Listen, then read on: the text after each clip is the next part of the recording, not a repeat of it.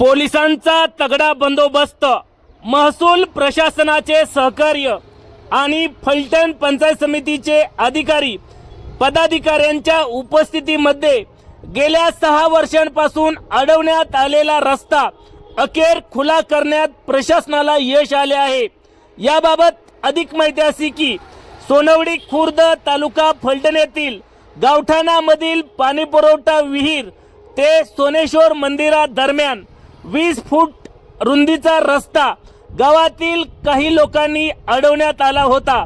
यासाठी बाळासाहेब सोनवलकर यांनी गेल्या 6 वर्ष संघर्ष केला होता।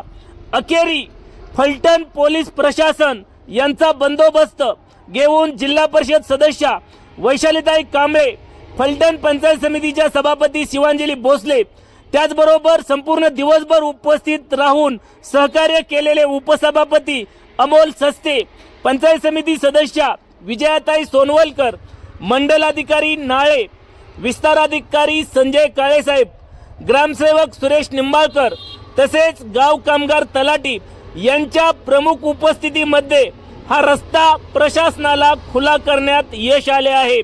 याबाबत बाळासाहेब सोनवलकर यांनी हा रस्ता खुला करण्यासंदर्भात वारंवार संघर्ष केला होता। अखेर महसूल प्रशासनाचे अधिकारी, पंचायत समितीचे अधिकारी, पोलीस प्रशासन व पदाधिकाऱ्यांच्या प्रमुख उपस्थितीत हा रस्ता खुला करण्यात आला आहे। बाळासाहेब सोनवलकर यांनी केलेल्या संघर्षाला यश आले असून हा रस्ता खुला केल्याबद्दल ग्रामस्थांमधून समाधान व्यक्त करण्यात येत आहे।